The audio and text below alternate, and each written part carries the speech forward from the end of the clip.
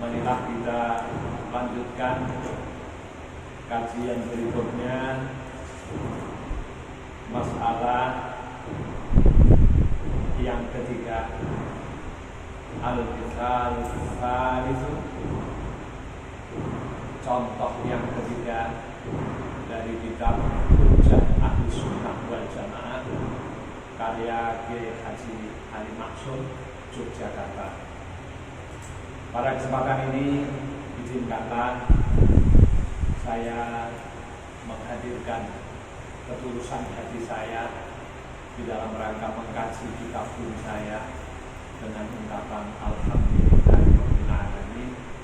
Syukur punya kesempatan untuk membaca kitab dari Syekhuna wa Murabbiyuna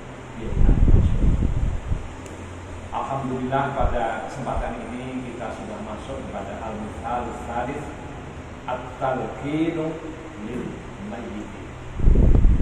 Masalah talqin ini di kalangan masyarakat juga terjadi khilafiyah. Talqin itu apa toh?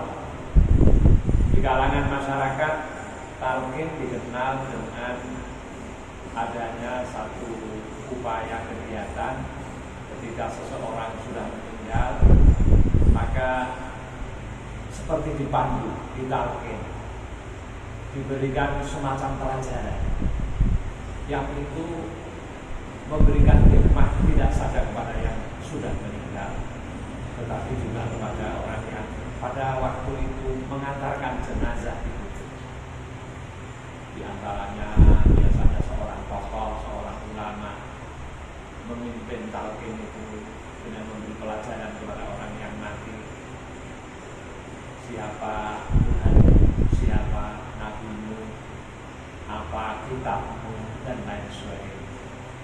Jadi ucapan-ucapan talqin seperti ini bagaimana sebenarnya? Oleh karena itu, marilah dalam kesempatan ini saya akan membaca kitab Kiai Ali Maksum, hanya beberapa lembar ini. Mudah-mudahan bisa membuat diskusi pada kesempatan saat ini.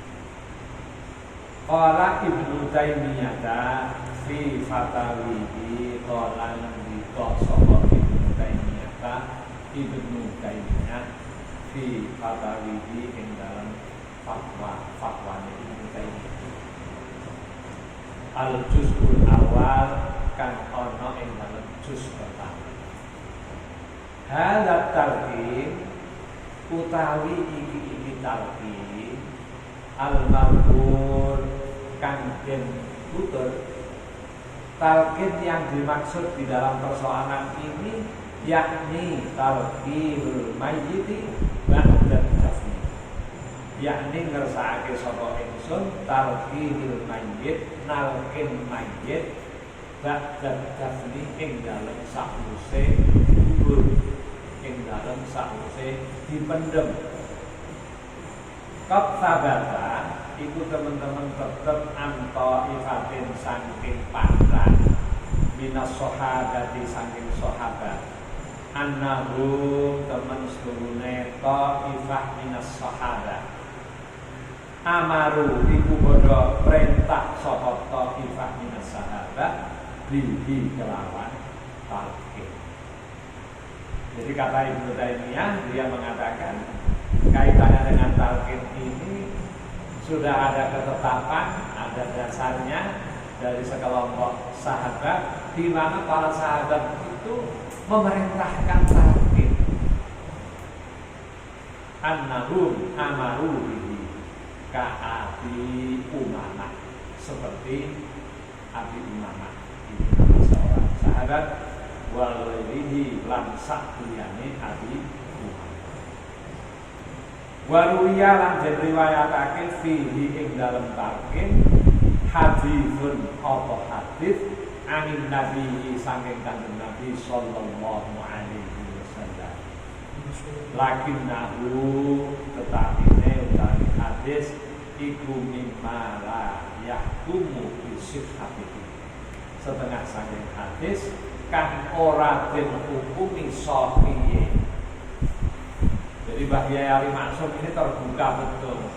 Di dalam kitabnya dinyatakan bahwa memang ada hadis, tetapi hadis ini memang tidak dihukumi sahih. Walam yakun katsirun minas sahabah yaf'alu dzalik. Walam yakun lan ora ana apa katsirun akeh minas sahabah saking sahabat iku yaf'alu lakoni dzalika ing mengkono-mengkon talqin. Mbah Ali juga mengatakan memang tidak banyak sahabat yang melakukan talqin. Falihada, maka karena persoalan ini qala ngendika siapa Al-Imam Ahmadu, Imam Ahmad wa ghairuhu, dan selain Imam Ahmad minal ulama'i, dari para ulama, inna hadza talqina temen sedulure iki talqin la baksa ora apa-apa, ora ana bahaya bihi kelawan. Jadi dari persoalan ini tadi dikatakan menurut Mbah Yai Ali Maksum di dalam kitabnya yang tadi mengutip pendapat Ibnu Taimiyah, ada hadis memang tidak dihukumi sahih, ya, dan memang tidak banyak sahabat yang melakukan. Tetapi sahabat Abu Umamah Al-Bahili ini memerintahkan adanya talqin. Imam Ahmad menyatakan, dan juga selain Imam Ahmad, talqin ini tidak apa-apa, talqin ini tidak membahayakan.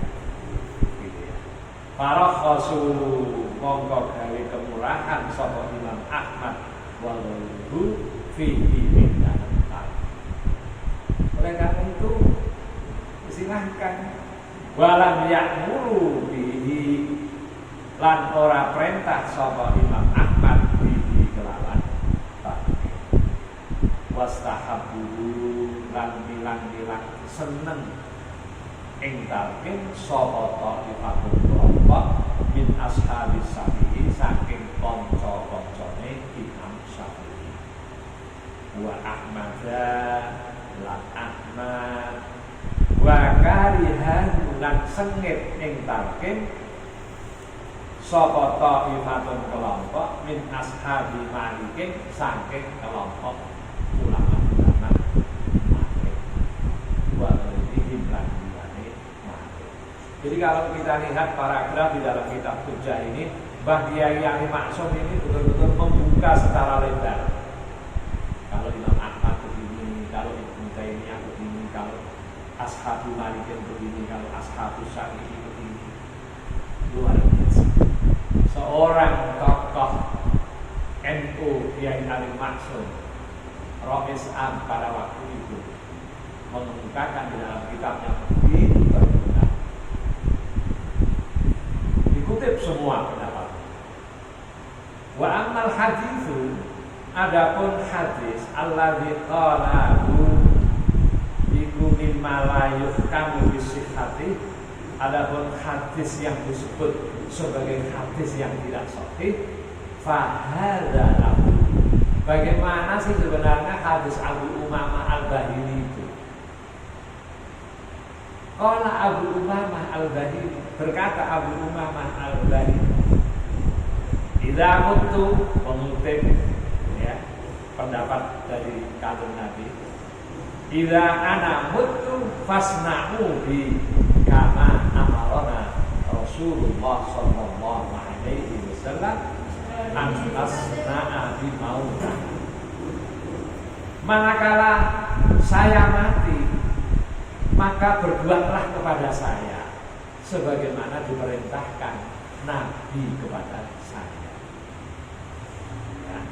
Bagaimana kata Nabi? Kalau ada orang meninggal, annasna'a bimautana, berbuatlah kepada orang yang mati.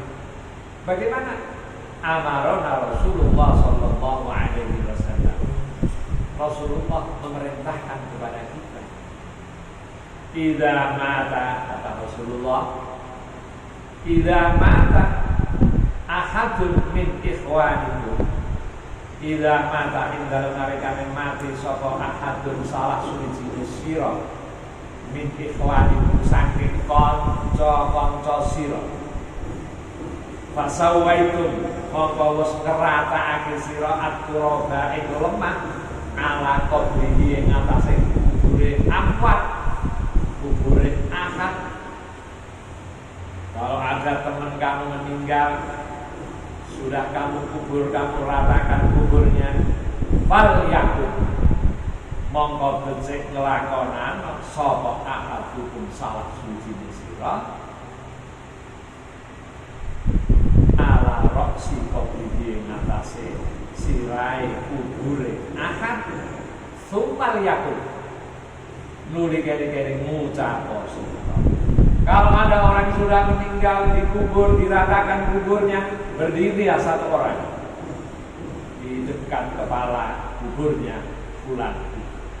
Kemudian berkata, ya fulan bin fulana, wahai fulan bin fulana, fa'innahu maka sesungguhnya ahad, fa'innahu maka sesungguhnya orang yang mati itu yasma'uhu wala yujibu, dia bisa mendengar panggilan itu, tetapi dia tidak bisa menjawab. Fa'innahu yasma'uhu wala yujibu.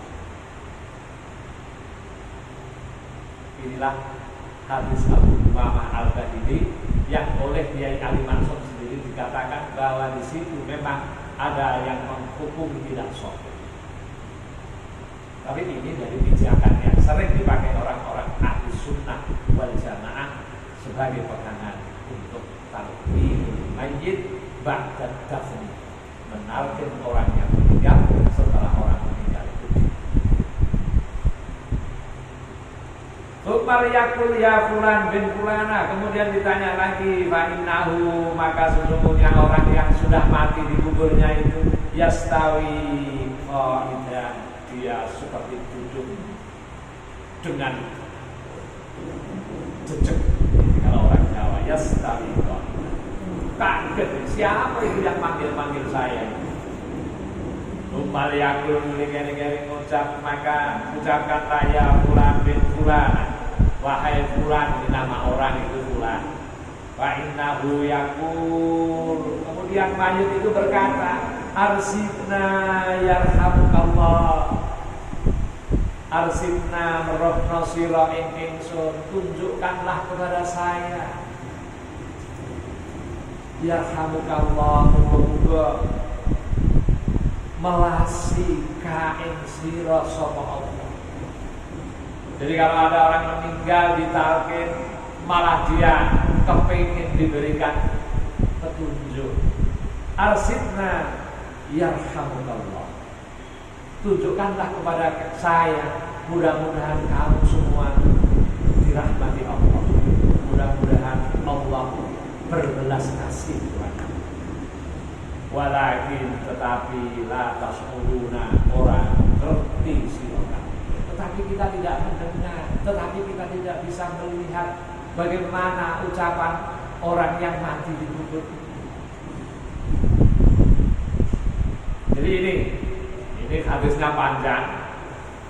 Jadi ini hadis Abu Umamah Al-Bahili yang mengajarkan talqin ba'da dafni, talqin setelah mayit itu dikubur. Waliyakul, Udkur ma kharajta alaihi minad dunya. Ingatlah kamu sekarang ini sudah keluar dari dunia. Ingatlah syahadat asyhadu an la ilaha illallah wa anna Muhammadan abduhu wa rasuluh. Wa innaka radita billah rabban wa bil islami dinan wa bi Muhammadin nabiyya wa bil Qur'ani imam. Loh, ini ajaran ahli sunnah wal jamaah yang diambil dari hadis Abu Umamah al-Bahili. Sudah mati pun diingatkan supaya dia bersyahadat tidak ada Tuhan selain Allah. Muhammad itu adalah hamba dan rasulnya.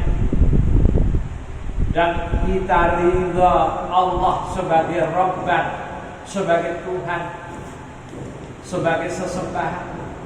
Wabil Islami dinan, Islam sebagai agama.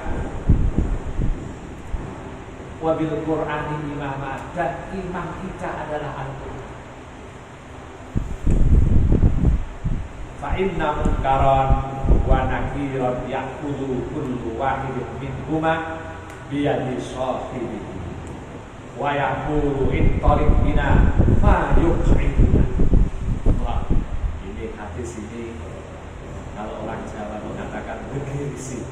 Ya, gegirisi itu karena diungkapkan di sini mungkar dan nakir, malaikat mungkar dan nakir.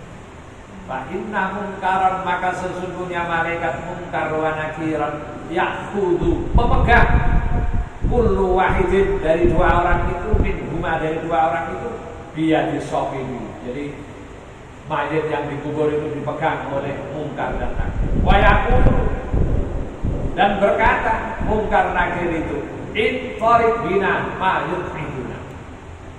Intariq, ayo ikut aku. Apa yang membuat kamu duduk di kubur itu?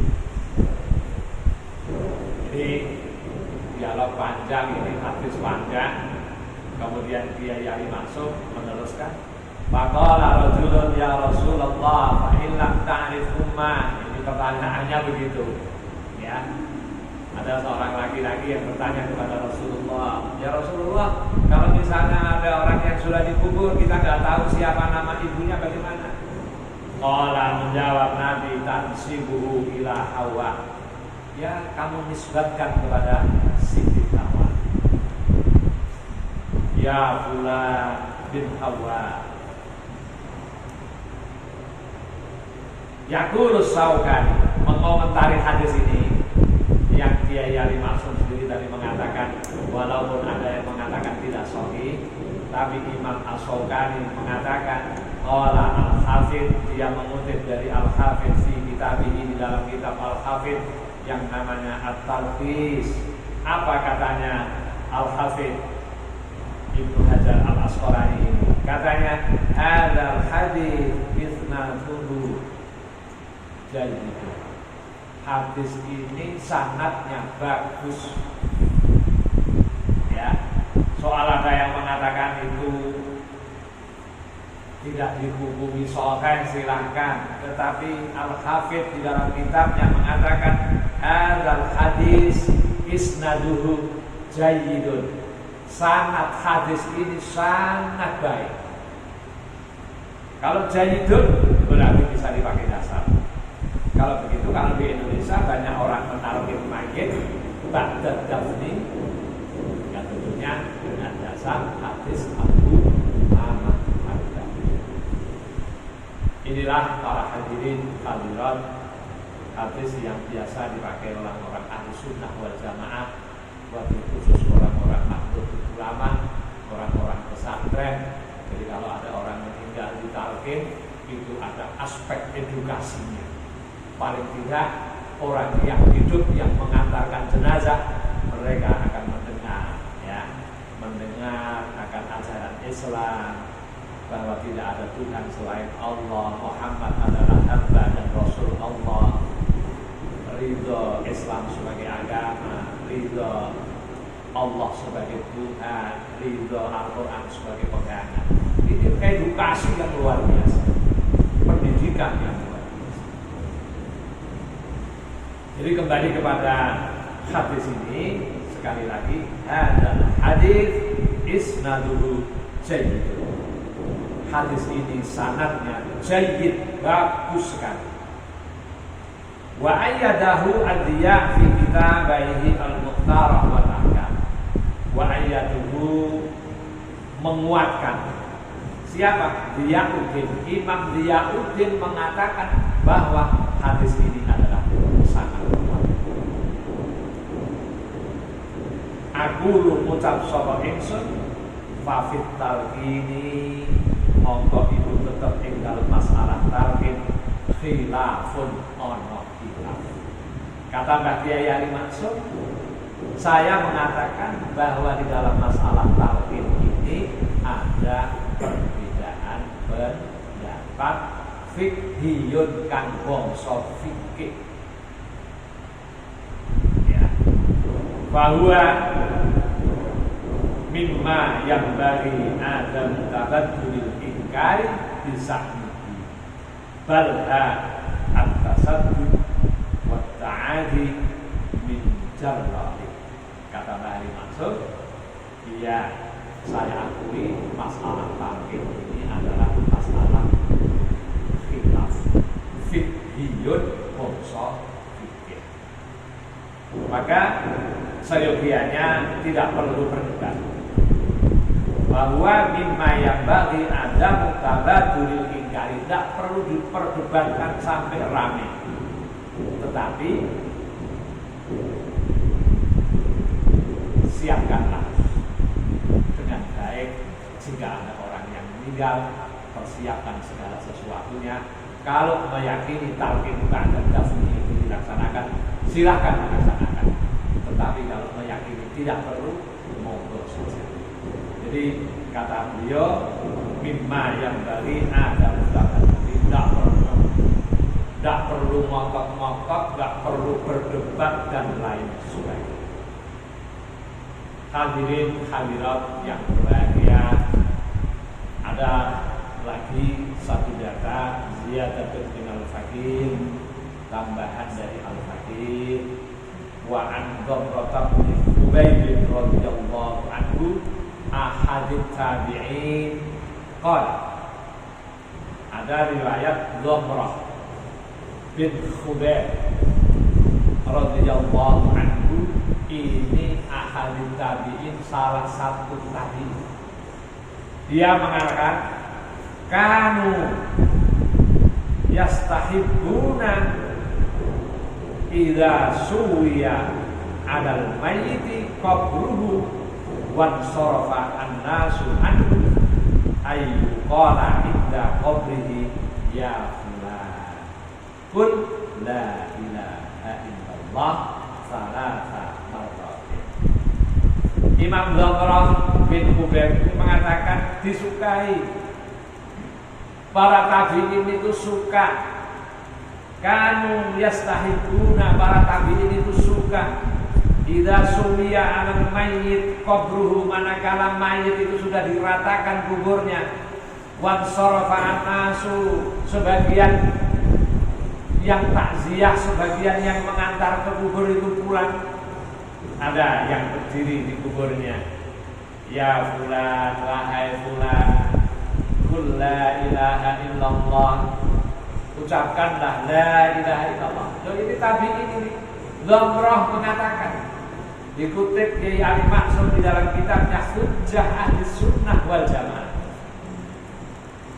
Dhamrah ini mengatakan, beliau seorang tabi'in. Jadi kalau ada orang mati, hendaklah ada seorang yang berdiri di kuburnya. Ya fulan, panggil namanya, misalnya namanya fulan. Katakan, wahai orang yang ada di sini, fulan, katakan la ilaha illallah 3 kali. La ilaha illallah salasa marratin. Ya fulan, qul rabbi Allah wa dinil Islam wa nabi Muhammad. Katakan fulan, rabbi Allah, rabbi Allah, Tuhanku adalah Allah, wa dinil Islam, agamaku adalah Islam, wa nabi Muhammad, dan nabiku adalah Muhammad sallallahu alaihi alaihi wasallam. Rawahu Sa'id bin Mansur mauqufan. Jadi diriwayatkan Sa'id bin Mansur mauqufan kali mauquf. Walid Tabarani dan diriwayatkan juga oleh Imam At-Tabarani nahwahu seperti hadis di atas. Jadi ini riwayat tabi'in ini walaupun bukan hadis, tapi ini riwayat tabi'in, diriwayatkan tidak ada Sa'id bin Mansur, tetapi At-Tabarani juga mengatakan seperti itu. Min hadisi Abi Umamah mutawwalan, dari ambilan rumusan yang dikeluarkan oleh Abu Umamah di dalam hadis yang tadi kami sebut. Demikianlah hadirin hadirat yang berbahagia, satu topik yang tidak terlalu panjang, masalah at-talqin lil mayyit. Mudah-mudahan dengan sedikit ini menjadi jelaslah persoalan yang sering menimbulkan khilaf di masyarakat tentang masalah talqin. Bagaimana pandangan hujjah ahli sunnah wal jamaah? Bagaimana pandangan kitabnya Kiai Ali Maksum? Tadi sudah saya baca. Mudah-mudahan yang sedikit ini menjadi ilmu yang bermanfaat untuk kita bersama. Sekian, akhirnya segala sesuatu yang paling benar adalah milik Allah.